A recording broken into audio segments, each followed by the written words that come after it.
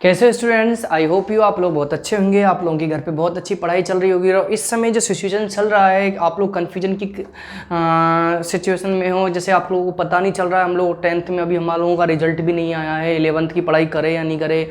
जैसे कि CBSE वाले तो पहले ही प्रमोट हो चुके हैं, वो लोग अपना सब्जेक्ट पहले ही चूज़ कर सकते हैं, तो वो लोग तो अपनी पढ़ाई स्टडी करें। जहाँ तक बात है राजस्थान बोर्ड की, तो वो भी कुछ ही दिनों में उनका भी डिसाइड हो जाएगा कि उन लोगों का क्या होना है, एग्जामिनेशन कंडक्ट होगी या आगे क्या गवर्नमेंट का प्रोसीजर है, वो गवर्नमेंट पे डिपेंड है। आप लोगों को तो अपनी जो प्रीवियस क्लास है 10th की स्टडी चालू करते रहना है, और जिनका रिजल्ट क्लियर हो गया है वो लोग अपनी 11th क्लास की स्टडी और सब्जेक्ट चूज़ कर सकते हैं। स्टूडेंट्स, जैसा कि मैंने बताया था कि हम लोग क्लास 11th में मैथमेटिक्स चालू करेंगे, और इसमें हमारा जो एक्सरसाइज नंबर फर्स्ट चालू कर रखा है हमने, और आपको 2 वीडियो लेक्चर इसके ऊपर प्रोवाइड हो चुके हैं। आज हम इससे आगे थोड़ा सा बढ़ेंगे, तो आज हम सेट्स के बारे में और भी कई चीज़ों को जानेंगे। तो आप लोग वीडियो को एक तो ज़्यादा शेयर करा करिए, जो भी आपके फ्रेंड सर्कल में आपके जो भी स्टूडेंट्स कलीग्स वगैरह जो भी आपके रिलेटिव हो, तो उनको भी आप वीडियो शेयर कर सकते हो, ताकि उन स्टूडेंट तक भी ये इन्फॉर्मेशन पहुँच सके और उनको भी सुविधा उपलब्ध हो सके, वो भी अच्छी से अच्छी जानकारी, अपना बेस्ट से बेस्ट नॉलेज ले सके। ठीक है स्टूडेंट्स, तो आइए स्टूडेंट्स हम लोग अपनी स्टडी चालू करते हैं। मैं आपका टीचर प्रवीण कुमार झा, अपने प्यारे से यूट्यूब चैनल कुमार प्रवीण झा पे आप लोगों का स्वागत है। आप लोगों को आज मैं सेट्स के बारे में बताऊंगा, सेट्स के टाइप्स के बारे में आज हम जिक्र करेंगे। जैसे कि आपको बोर्ड पे दिख रहा होगा, रोस्टर और tabular form and set builder form. आज हम इन दोनों के बारे में जिक्र करेंगे, आखिरकार ये होते क्या है। ठीक है, तो स्टूडेंट्स आज हम लेते हैं रोस्टर फॉर्म में। कल प्रीवियस वीडियो लेक्चर में कुछ मेरे को बताना था जो रह गया था। जैसे कि मान लो कि कुछ हमने नंबर्स लिखे हैं, x बराबर 1 2 3 4 5 6 7 8 डैश डैश डैश। क्या है ये? नेचुरल नंबर्स है ना। आपको पता है जो 1 से चालू होते हैं वो हमारे नेचुरल नंबर्स होते हैं। तो इस रिलेशन को, और हम नेचुरल नंबर को किससे डिनोट करते हैं, मैंने पहले वीडियो लेक्चर में बताया था, n से डिनोट करते हैं। ओके, तो x बराबर x एक ऐसा साइन होता है, आप लोग अपनी बुक में भी देख सकते हो, इस तरीके से कुछ ई की तरह साइन बन रहा है, आप लोग अपनी बुक में भी बना होगा। इसको हम लोग बोलते हैं एप्सिलॉन। क्या बोलते हैं इसको? एप्सिलॉन। आप लोग फिजिक्स में भी काफ़ी इसका यूज लोगे। इसको, इस साइन को बोलते हैं हम, इसका नाम बता देता हूं मैं, एप्सिलॉन, EPSILON। एक ग्रीक वर्ड है। जैसे हमारे मैथमेटिक्स में थीटा हम लोग यूज लेते हैं, बीटा यूज लेते हैं, अल्फा यूज लेते हैं, गामा यूज लेते हैं, पाई यूज लेते हैं, कई सारे हम सिंबल्स यूज लेते हैं। ऐसे उन्हीं में से एक सिंबल है हमारा एप्सिलॉन। ठीक है, x एप्सिलॉन टू, एप्सिलॉन बोलते हैं इसको। ठीक है, समझ गए? तो इसका मतलब है x बिलोंग्स टू n। इसको कैसे पढ़ेंगे? x belongs to n। Sign का नाम क्या है? एप्सिलॉन। पढ़ेंगे कैसे इसको? पहले पढ़ना सीखिए। x बिलोंग्स टू n, यानी x के जो भी मान है, x के जो भी मान है वो नेचुरल नंबर में से लिए गए हैं। ये इससे संबंधित, ये जो पूरा x की वैल्यू है वो इस n से ही लिया गया है। जैसे आपको वोवेल लिखा हुआ है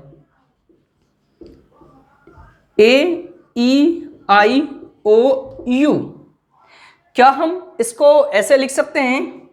जैसे ये वोवेल्स है हमारे, ठीक है, अब वोवेल्स, ठीक है, वो A-E-I-O-U, तो मैं इसको ऐसे भी रिप्रेजेंट कर सकता हूं, x बिलोंग्स टू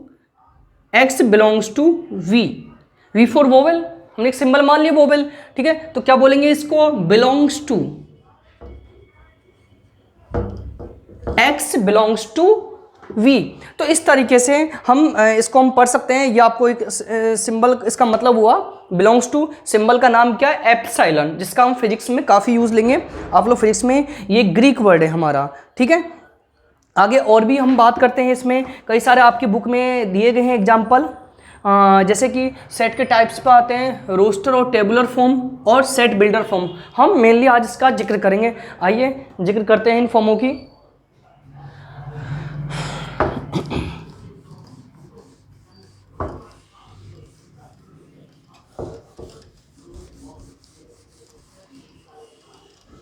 ठीक है स्टूडेंट, सबसे पहला हमारा टाइप्स है रोस्टर फॉर्म और सेट बिल्डर फॉर्म। ये सेट को रिप्रेजेंट करने के 2 मेथड होते हैं, roster form, set builder form. क्या होता है? हाँ, ठीक है, तो किसी भी सेट को, किसी भी रोस्टर फॉर्म या set builder form, roster form या टेबुलर फॉर्म में लिखने का एक मेथड होता है। एक तो रोस्टर फॉर्म में जो भी एलिमेंट्स होते हैं, एलिमेंट्स समझे, जैसे x, मैं अभी इसकी बात कर रहा हूँ, मैं x बराबर 1 2 3 4 5, ये इसके एलिमेंट्स हुए। तो एलिमेंट्सों को लिखने के लिए हम ब्रेसा ब्रैकेट का यूज लेते हैं इस तरीके से। अभी फर्स्ट टाइम है तो अब बनने में प्रॉब्लम आएगी। ये हम ब्रेसा का यूज लेते हैं, ठीक है, ओके।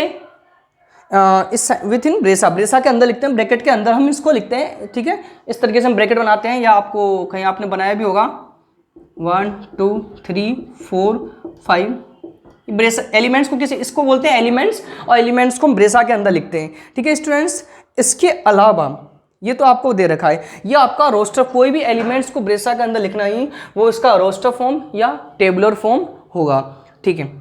इस एक बात और, कोई भी रोस्टर जो एलिमेंट्स को हमेशा, मैंने प्रीवियस वीडियो लेक्चर में बताया था, एलिमेंट्स को हमेशा स्मॉल लेटर में ही लिखते हैं। क्यों सर, ये तो मैथमेटिकल लेटर, चलो ठीक है, कोई भी हमारा इंग्लिश का अल्फाबेटिकल वर्ड्स वगैरह हैं तो स्मॉल लेटर में लिखते हैं, और सेट को हम कैपिटल लेटर से डिनोट करते हैं, ठीक है। एक बात और रूल ये है कि किसी भी का भी हम जब हम उसको रोस्टर फॉर्म या टेबुलर फॉर्म में लिखें तो हम कोई भी एलिमेंट्स रिपीट नहीं होना चाहिए। जैसे कि आपको जैसे किसी ने बोला स्कूल को रोस्टर फॉर्म में लिखो, स्कूल को रोस्टर फॉर्म में लिखना है, क्या लिखा हुआ है, SCHOOL, स्कूल को हमें रोस्टर फॉर्म में लिखना है। तो किस तरीके से इसको रोस्टर फॉर्म में हम लिखेंगे, देखिए, ठीक है, देखिए, एक तो S एलिमेंट्स नजर आ रहा है, एक C, एक H, एक O, एक L, ठीक है। मैंने बोला कोई वर्ड मीनिंग नहीं लिखनी है, ये हमारे एलिमेंट्स हैं, और एलिमेंट्सों के बीच में हम कोमा भी लगाते हैं, ठीक है, कंटिन्यू नहीं लिखना है, लेकिन कोई भी एलिमेंट्स रिपीट नहीं होना चाहिए। उसके अलावा उनका कोई ऑर्डर भी फिक्स नहीं है, कोई चाहे तो वो ऐसे भी लिख सकता है, CO लिख दिया, किसी ने S लिख दिया, ठीक है, L लिख दिया और H। तो इस प्रकार हम इसको ऑर्डर भी फिक्स नहीं होता है, एलिमेंट्सों को हम किसी भी ऑर्डर में लिख सकते हैं, और उसको ब्रेसा के अंदर हम लोग लिखते हैं। तो ये स्कूल का रोस्टर फॉर्म में हमने लिखा है, ठीक है। और भी मैं एग्जांपल जैसे आपको दूं, कोई बोले कि the set of all vowels in English alphabet, किसी ने आपसे बोला the set of all vowels in English alphabet, English alphabet में जो भी वोवल्स है उसको आप रोस्टर फॉर्म में लिखिए। तो कैसे लिखोगे आप, वोवल्स को मालूम ने V से डिनोट कर दिया, तो इस तरीके से ब्रेसा बनाओगे, AEIOU, इस तरीके से हमने इसको डिनोट कर दिया, AEIOU, वो वर्ड्स को लिखा। और भी जैसे एग्जांपल्स है, the set of all odd natural numbers, the set of all natural numbers in roster form. तो बोले तो आप इसको कैसे लिखोगे, ये आपका हुआ 1 3 5 7 9, ठीक है, यह आपका रोस्टर फॉर्म हुआ। तो इस तरीके से हम रोस्टर फॉर्म में किसी भी सेट को रिप्रेजेंट कर सकते हैं। याद रखिएगा, दो कंडीशन है, एक तो कोई भी आप इसको किसी भी ऑर्डर में अरेंज कर सकते हो, जरूरी नहीं कि हम सिस्टमेटिक ऑर्डर में ही अरेंज करें, ठीक है, आगे पीछे चल सकता है।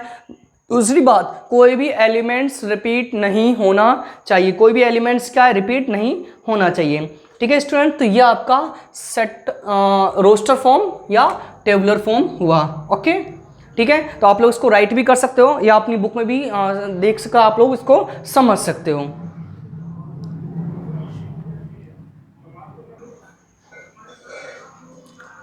तो स्टूडेंट्स नेक्स्ट है आपका सेट बिल्डर फॉर्म। इसमें क्या होता है, ये रोस्टर फॉर्म था जैसे हमने पढ़ा, सेट बिल्डर फॉर्म भी एक सेट को रिप्रेजेंट करने का तरीका है, थोड़ा सा उससे डिफरेंट भी है। जैसे हमने ये रोस्टर फॉर्म में लिखा है वोवल्स को AEIOU, भी यहाँ पर वोवल को रिप्रेजेंट कर रहा है।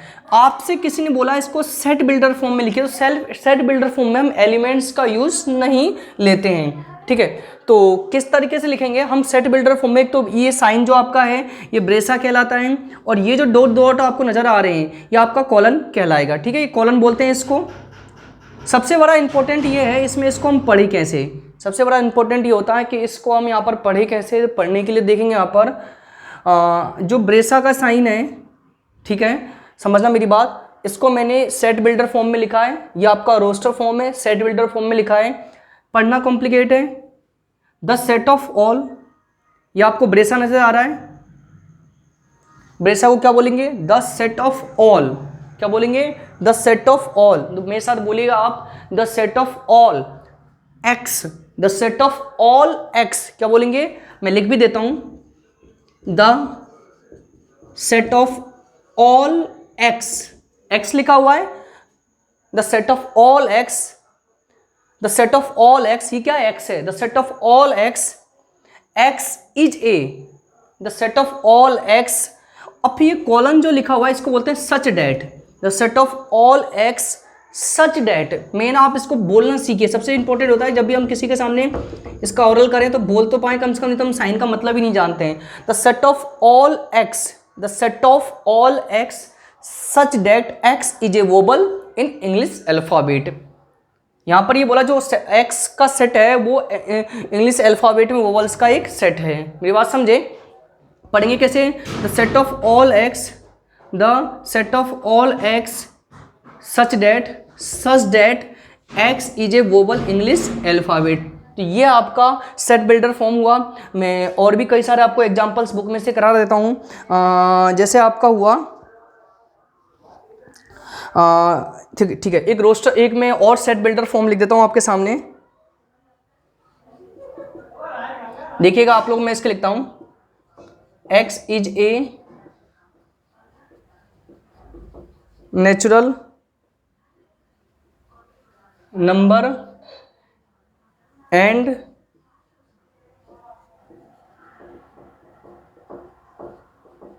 ठीक है, जगह नहीं थी तो मैंने 2 लाइन में लिख दिया। अब हम इसको समझेंगे, इसको पढ़ेंगे कैसे, पढ़ना सीखे। द सेट ऑफ ऑल, क्या बोलेंगे इसको, the set of all x such that x is a natural number. यहाँ पर एक्स को एक ऐसा सेट है जो कि नेचुरल नंबर का है, एंड बिटवीन लाइज, जो x का मान है वो 3 से बड़ा और 10 से छोटा है।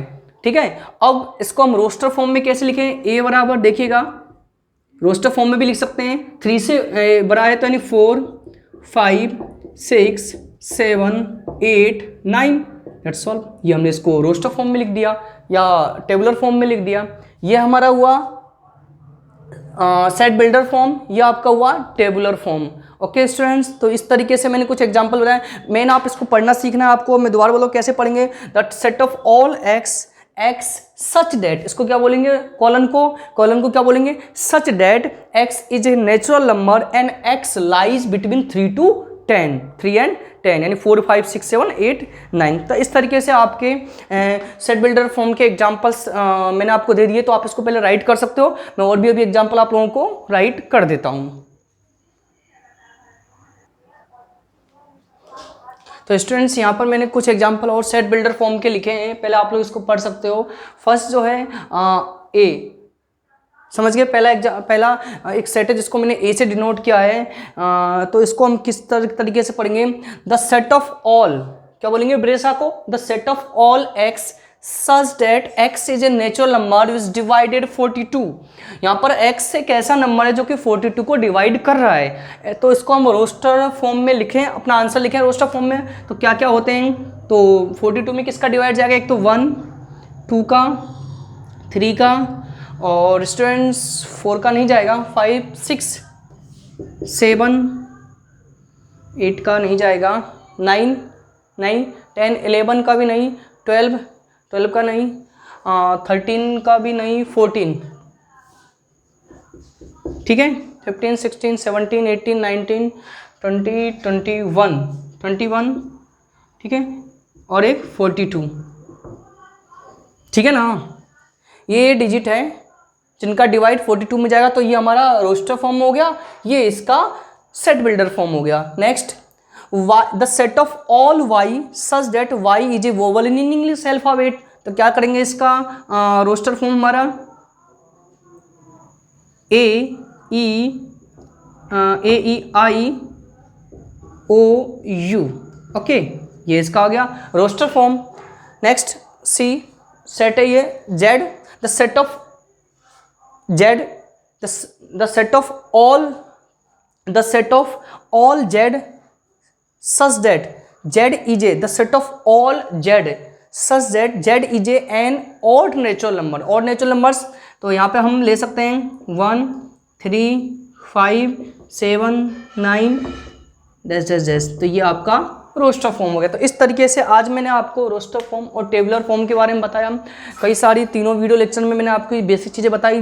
नेक्स्ट वीडियो लेक्चर में हम इसके एग्जांपल्स और एक्सरसाइज पर आते हैं, जो कि अब आसानी से आप लोगों के समझ में भी आ जाएगा। तो स्टूडेंट्स, ये थोड़ा सा थ्योरेटिकल चैप्टर है, पहले इसमें हमें कुछ डेफिनेशंस वगैरह काफ़ी सारी इन्फॉर्मेशन आनी चाहिए, तभी जाके इस चैप्टर को हम कर पाएंगे। तो स्टूडेंट्स, आज के लिए इतना ही काफ़ी है। नेक्स्ट वीडियो लेक्चर में हम इससे आगे की चीज़ों को जानेंगे। तो उससे पहले आप लोग वीडियो को देखिए, अच्छी तरीके से समझिए और राइट भी करिए। साथ साथ आप इस वीडियो के डिस्क्रिप्शन बॉक्स में मैंने NCERT ऐप का मैंने लिंक भी डाल दिया, वहाँ से आप पहले ऐप डाउनलोड करिए, बुक भी आप वहाँ से देख सकते हो, क्योंकि इस समय आप लोगों के पास बुक भी नहीं होगी। ठीक है स्टूडेंट्स, और अपने ज़्यादा से ज़्यादा लोगों को शेयर करिए, चैनल को सब्सक्राइब करवाइए, ताकि जिनको भी कोई प्रॉब्लम हो वो इस वीडियो के थ्रू अपनी प्रॉब्लम को सॉल्व कर सके। और कुछ भी इंप्रूवमेंट की ज़रूरत हो तो आप कमेंट बॉक्स में अपना कमेंट भी लिख सकते हैं। So thank you student, thank you for watching this video and attend this session.